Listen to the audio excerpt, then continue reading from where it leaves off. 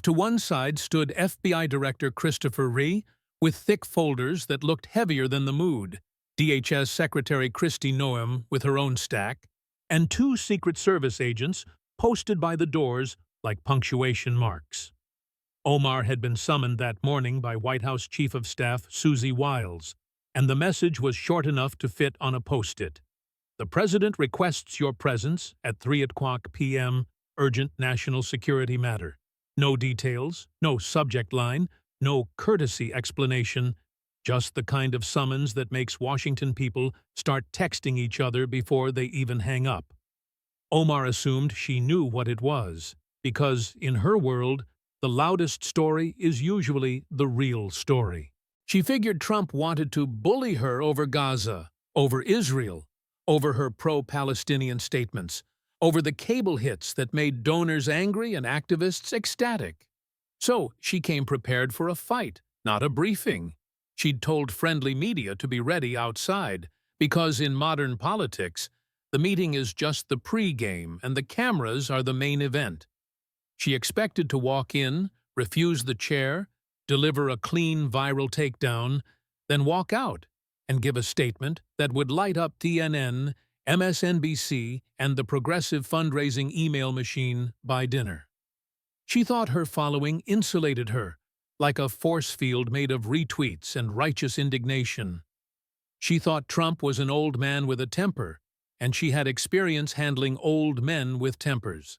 And she absolutely did not think she was stepping into a room where other people brought binders. And frankly, she continued, voice rising, an elderly man with 91 felony indictments, who can barely string a coherent sentence together and who incited an insurrection against his own government, probably shouldn't be lecturing anyone about anything. She didn't pause to check whether the numbers were precise, because precision wasn't the point. Impact was the point. So if this meeting is about my statements on Palestine, about calling out Israel's apartheid regime, you can take your fake outrage and you can— Trump cut in, not shouting, not offended, just calm in that way that makes you wonder if he's bored or baiting you. He didn't glare, didn't pound the desk, didn't do the reality TV anger Omar had prepared for. He sat there with a small, almost lazy smile, like he was watching a performance he'd already seen in rehearsals. "No, I'm not done," she snapped, as if she could win the room by sheer momentum. "You want to talk about national security? You're the national security threat. You're a racist who banned Muslims from entering this country. You're a fascist who puts children in cages. You're everything wrong with America wrapped in a cheap suit and bad spray tan." She leaned forward over the desk, crowding his space on purpose, daring him to flinch. "You think you can silence me? I have millions of followers. I have CNN and MSNBC and every major progressive organization defending me." Then she went for the kill shot she'd been sharpening for years. "You're a weak old man playing tough guy because that's all you know how to do." It still didn't land the way she expected, and that was the first crack. Trump didn't reach for outrage, didn't call her names back, didn't start rambling into a grievance spiral. He just watched her, quiet, smile fading, eyes narrowing slightly as if he'd switched from entertainment to business. The room felt too controlled, like everyone else knew the script, and she was improvising in the wrong genre. The folders sat there like props nobody put on stage by accident. The Secret Service agents didn't move, because their job is to look like they don't move, but even still, the stillness started to feel like pressure. Omar's voice kept going, because that's what you do when you're not sure what else to do. Keep talking until the room gives you something back. "I'm not scared of you," she said, and the line came out a little louder than it needed to, which is usually a sign it's partly aimed inward. "I've faced worse than you. I fled a civil war. I came to this country with nothing. I've been targeted by racists my whole life." She took a breath, like she was about to climb into a familiar speech, the one that always worked. You're just another bully who thinks his power makes him strong. But you're nothing. You're a pathetic old man who— "Sit down," Trump said. And this time the words didn't sound like a request or a debate cue. He didn't raise his voice, which made it worse, because yelling invites argument, and calmness can feel like a lock clicking shut.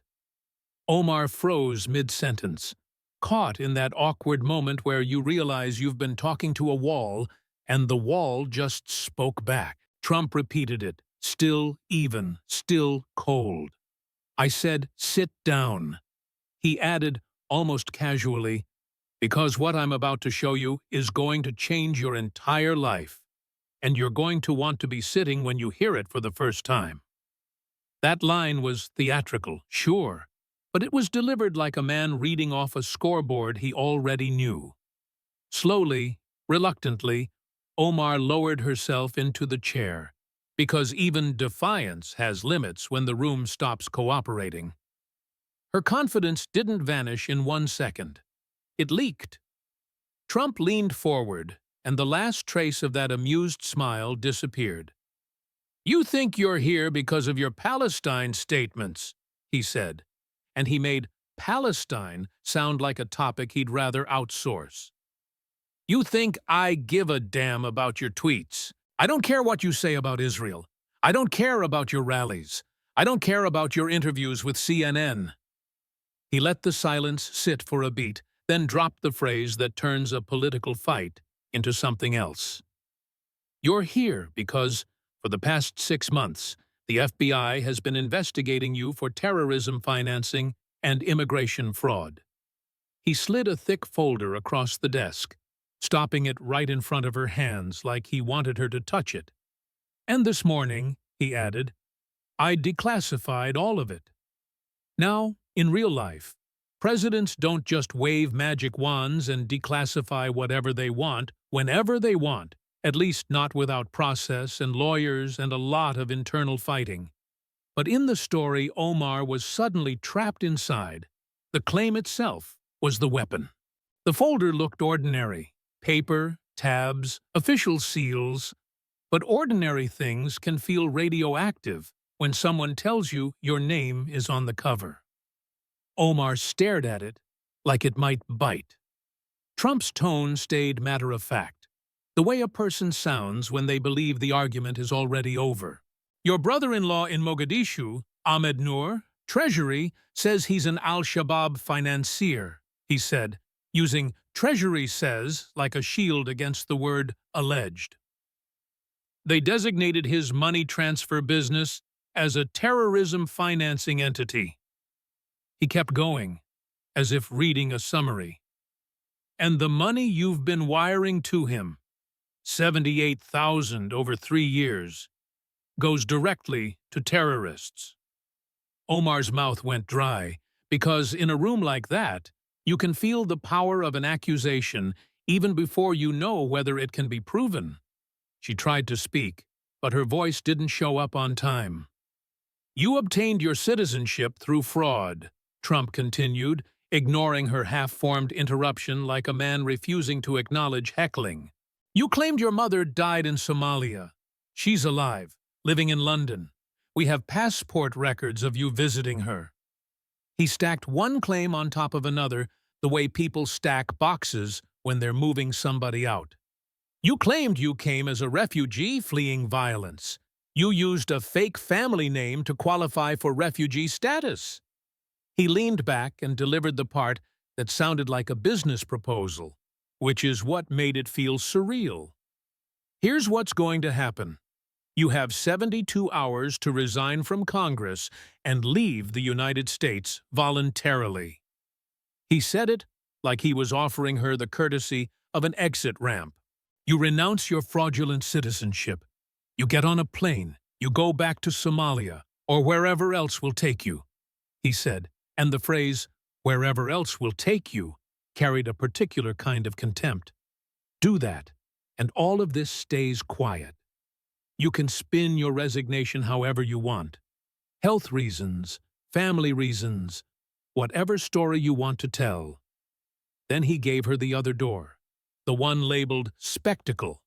Or you refuse, and tomorrow morning I hold a press conference.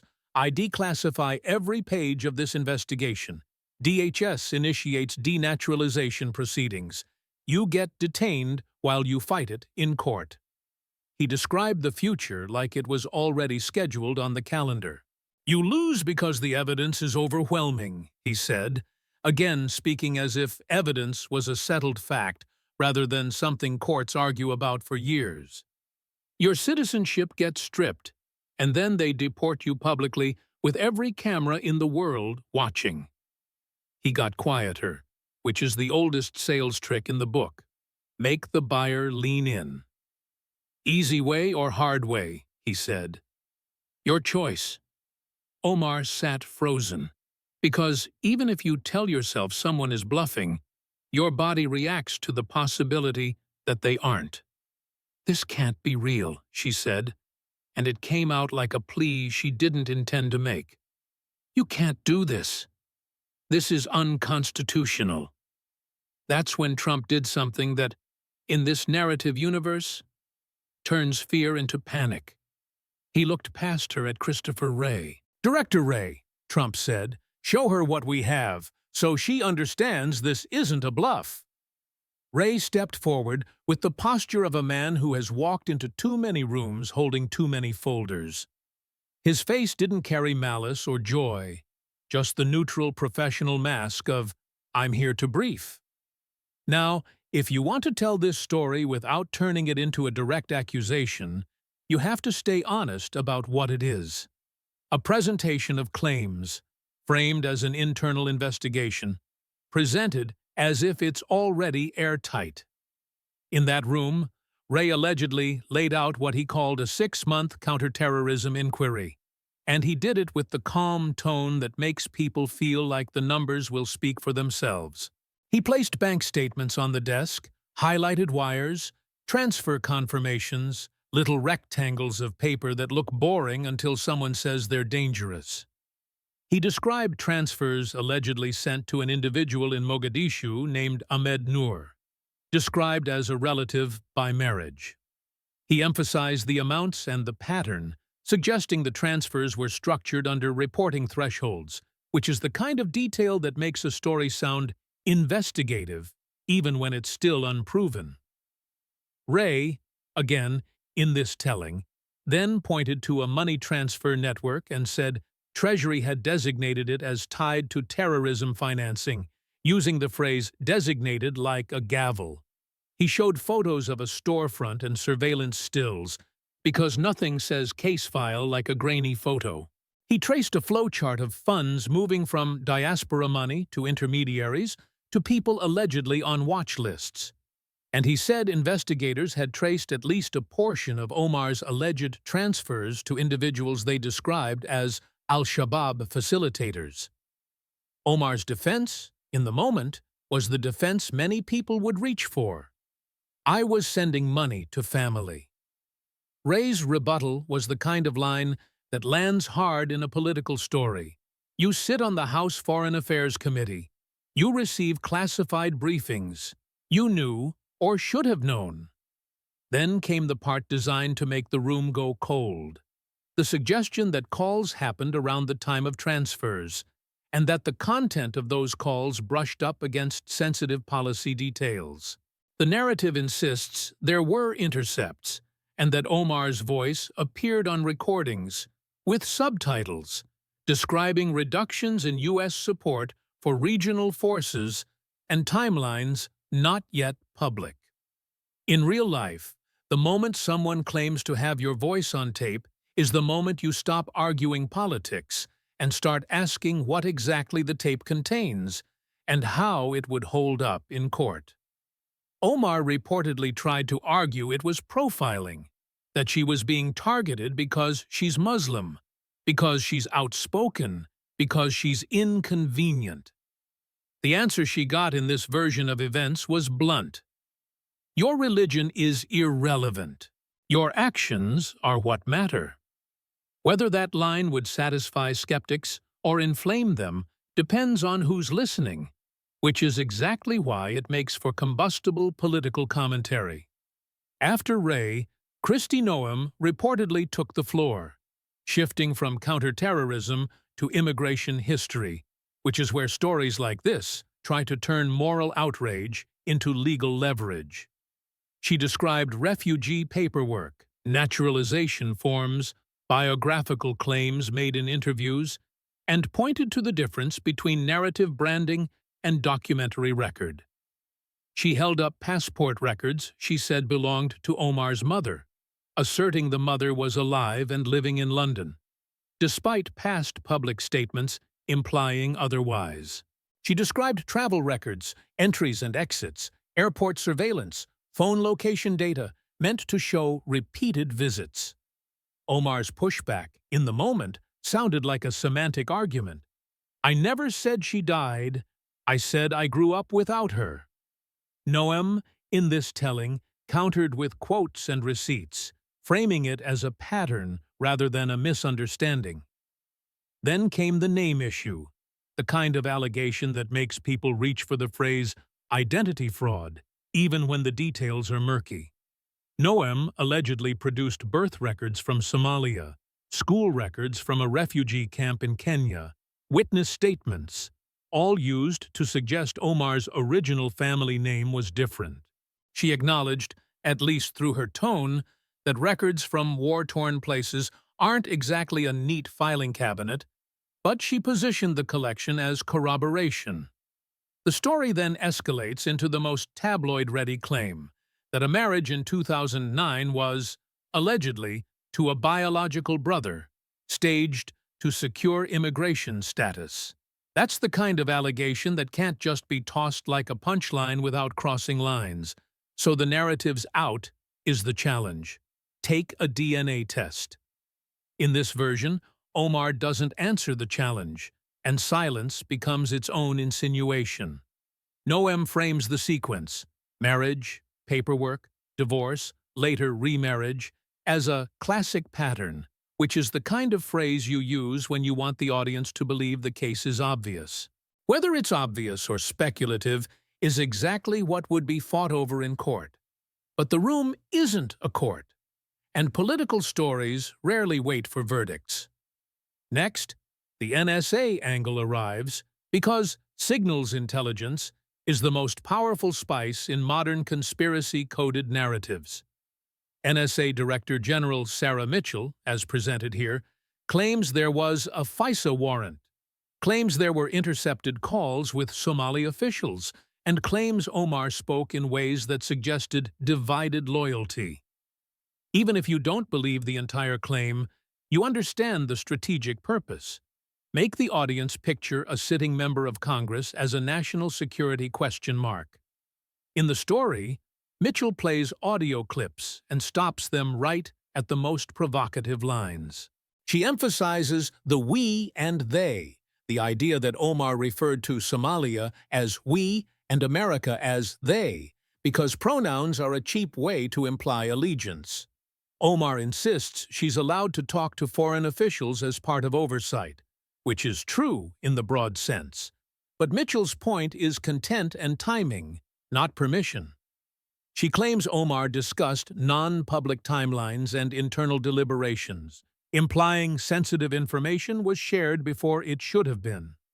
Then she adds another layer, contacts with Muslim Brotherhood-linked individuals, encrypted messages, the kind of phrases that sound damning even when they're not fully defined. It's a classic escalation. Start with money, move to paperwork, then finish with intercepted calls, because each layer makes the earlier layers feel more credible. Todd Blanche reportedly stepped in next, playing the lawyer explaining the trap. He frames denaturalization as civil, not criminal, with a lower burden of proof, preponderance of the evidence, which is the kind of detail that makes audiences uneasy because it sounds easier to do than people assume. He cites the Immigration and Nationality Act, points to Section 340, references Supreme Court precedent, and lists timelines, months, years, hearings, appeals. Omar tries to regain her footing by saying she'll fight it, and Blanche's scripted answer is simply, "You'll lose." In a political story, that bluntness is supposed to feel like certainty, even when real litigation is rarely that neat. And then Blanche adds the political reality. Once the allegations go public, leadership will distance themselves fast because nobody wants to be filmed defending the wrong thing.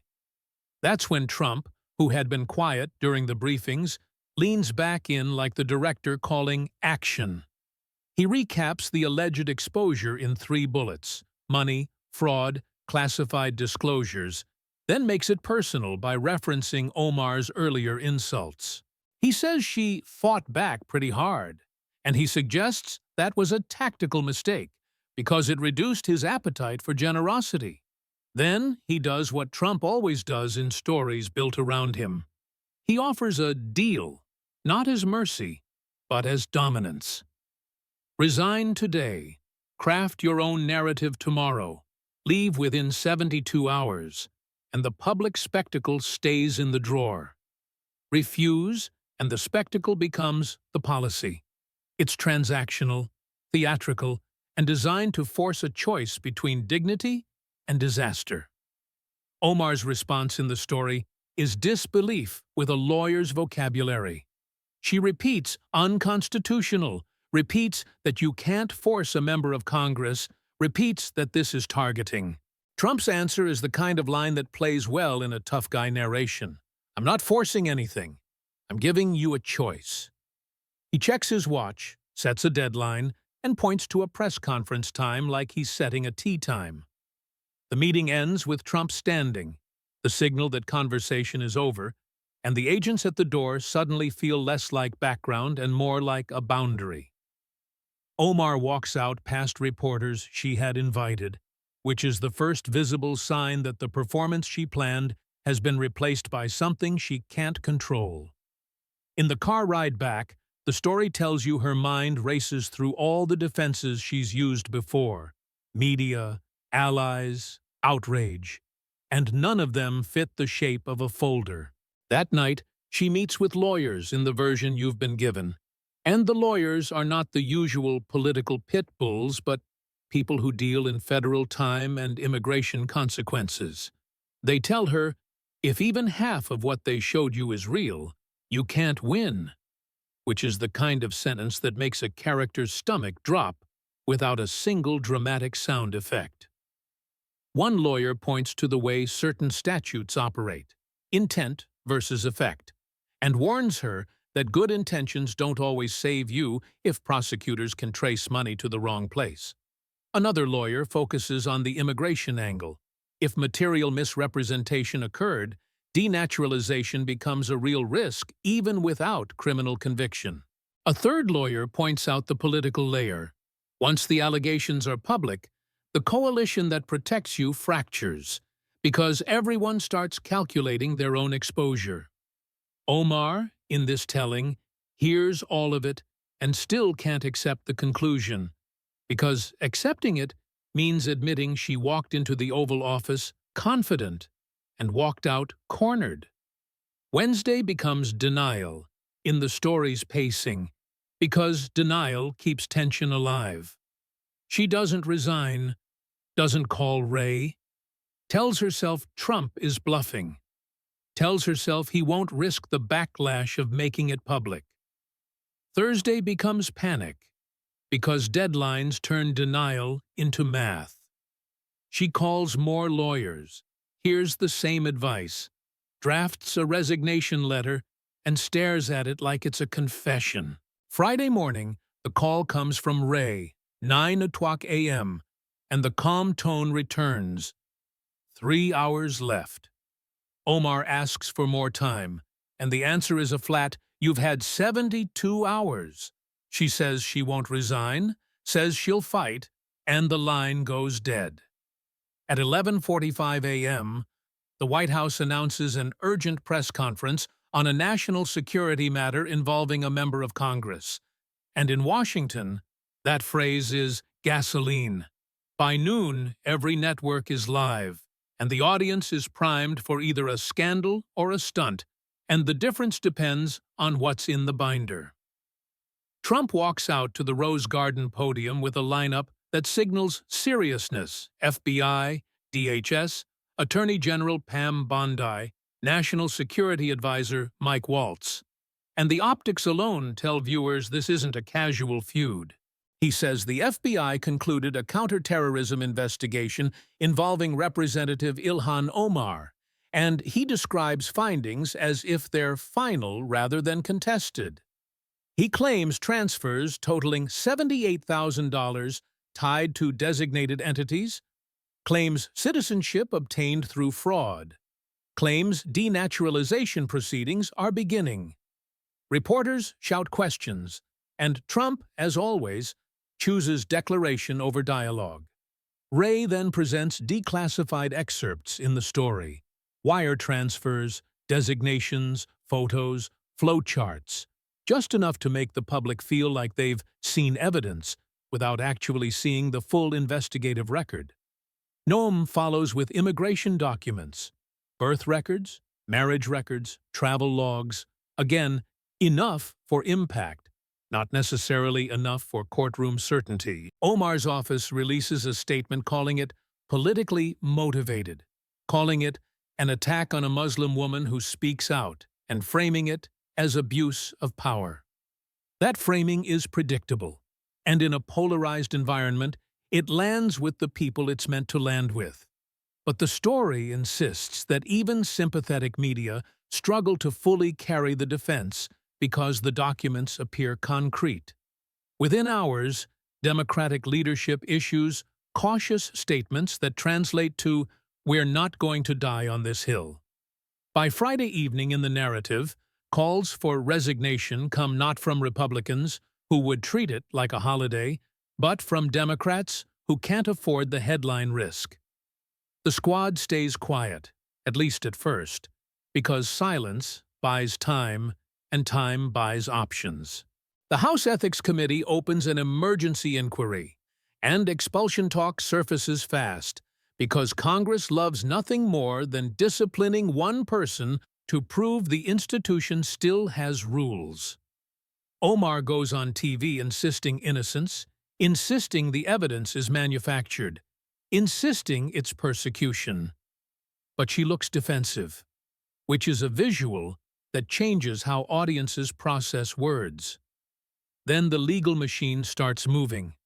Denaturalization complaint filed, motions, hearings, a judge denying an early dismissal because political motivation isn't a legal defense if the underlying fraud can be proven. The House votes on expulsion, and the story gives you a number, 289 to 143, with a chunk of Democrats joining, because bipartisan condemnation is the moment the plot locks in. From there, the timeline stretches, because litigation is slow even when headlines are fast. The story says Omar fights for 18 months, arguing unreliable foreign documents, arguing defects, arguing persecution, arguing everything you argue when the alternative is losing citizenship. The judge in the narrative rules by preponderance, finds material misrepresentation, revokes citizenship in August 2026. ICE arrests her the next day, detains her pending deportation, appeals get denied. Somalia confirms acceptance, and a deportation flight leaves with cameras rolling. Now here's where careful storytelling matters. You can describe a claimed sequence without insisting it's historical fact, and you can let the viewer sit in the discomfort of "what if this happened" without turning it into a verdict. The story then lands her in Mogadishu, cut off from American power, unable to reclaim the brand that once protected her. It paints a bleak end, reduced influence, embarrassment, a mother in London refusing contact, children staying in the U.S., not as proven biography, but as plausible fallout in a hypothetical scandal of this scale. And then, of course, it swings back to America, because America is the real audience. Trump uses the outcome, again, in this telling, as rally material, repeating easy way or hard way, presenting it as a lesson that evidence doesn't care about your followers. The crowd roars, because crowds roar when they're handed a clean morality play.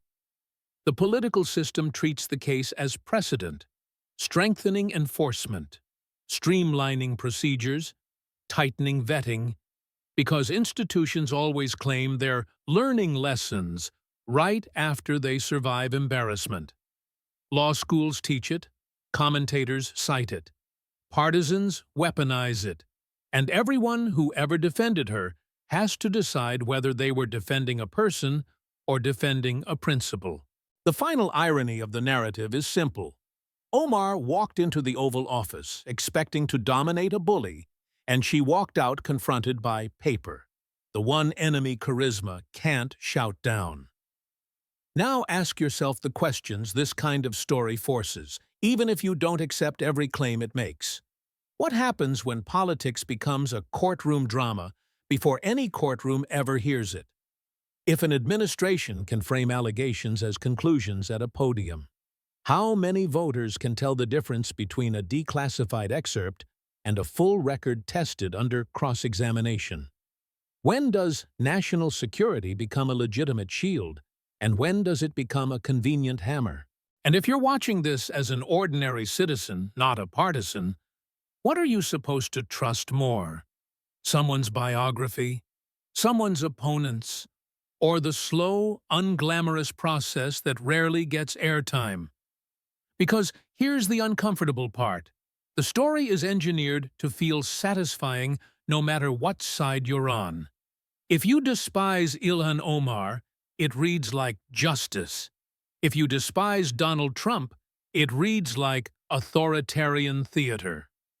If you distrust the FBI, it reads like a politicized dossier. If you distrust Congress, it reads like a long overdue reckoning. And if you've been around Washington long enough, you know that the most dangerous stories are the ones that can be believed in multiple directions at once. That's why the Oval Office scene matters. The chair refused, the voice cold, the folder slid across the desk. Because it's not just about one person's fate. It's about a country addicted to power moments. The real hook isn't the alleged money trail or the alleged paperwork. It's the psychology. Omar believed media attention could insulate her, because in 2025, that's a reasonable working theory for a public figure. Trump believed the threat of humiliation is more effective than the grind of prosecution because he's always been a showman first. Ray and Noam, in this narrative, become instruments in a performance that looks like governance but feels like a verdict announced early. The Secret Service agents at the door are there for security, but in a story like this, they symbolize containment. And the entire thing turns on a single question that viewers can't stop asking once it's been planted. What if the folder was real? Even if you treat the whole thing as a fictional political thriller, it's built out of ingredients that are real enough to make people argue for days. Money transfers exist in the real world, and diaspora families really do send money through informal networks when banks aren't accessible.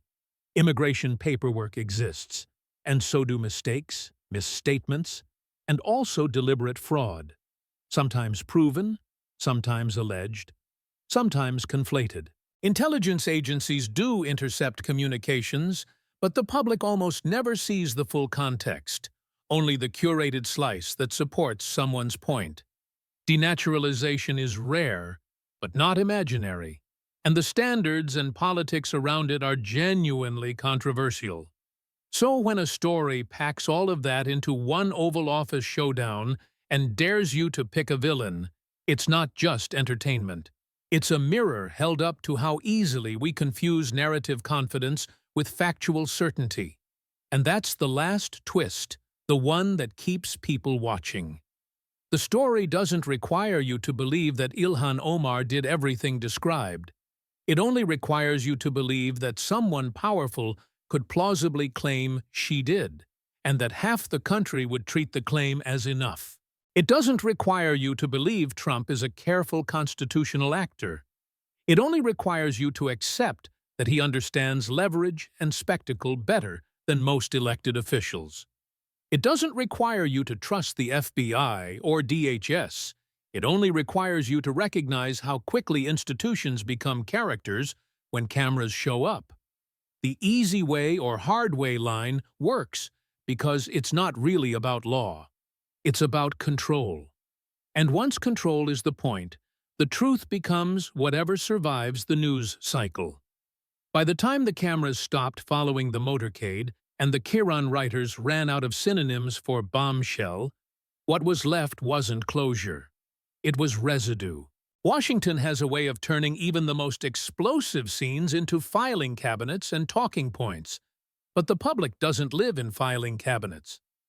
The public lives in impressions, and impressions harden fast. If you believed Trump, you saw a president finally swinging the hammer at someone you'd been told was untouchable. If you believed Omar, you saw a president weaponizing the machinery of government to crush a political enemy. And if you didn't fully trust either one, you were left staring at the same uncomfortable question every American eventually has to face. When power says, "Trust me," what exactly are you trusting? Because that Oval Office moment, the refused chair, the cold sit down, the folder sliding across polished wood, was never just about Ilhan Omar or Donald Trump. It was about a country that can't decide whether it wants institutions to be neutral referees or partisan gladiators. It was about how quickly national security becomes a magic phrase that ends conversation instead of starting it. It was about how outrage travels faster than context, and how declassified can mean verified to one side and curated to the other. And it was about the way politics now runs on the same fuel as reality TV: suspense, humiliation, and the promise that the next segment will finally reveal the truth. In the weeks after, the real drama wouldn't be in the Rose Garden. It would be in the quiet places where nobody gets applause. Lawyers filing motions, judges reading briefs, agencies deciding what to reveal and what to protect. Members of Congress quietly counting votes, not because they suddenly found religion, but because they could count cameras. The smartest people in the room wouldn't be the loudest. They'd be the ones watching the clock, and the wording, and the precedent, because precedent is what outlives scandals. And if you think precedent doesn't matter, ask yourself how many rare powers stay rare once someone proves they can be used. Here's the irony that makes this story stick in your throat. Even if every allegation were eventually proven false, the damage would still be real. Even if every allegation were eventually proven true, the questions would still remain. What safeguards stopped a political machine from running over due process? What safeguards stopped a public figure from hiding behind a brand? What safeguards stopped the audience from treating a press conference like a verdict? Nobody gets a clean win in a system that trains everyone to root for knockouts. So the ending isn't a punchline, it's a warning label. In this version of America, you don't need a gavel to end a career. You need a binder, a deadline, and a camera angle that makes the story feel inevitable. And once people get used to that, once they start craving that, then the next target doesn't have to be guilty. The next target just has to be next.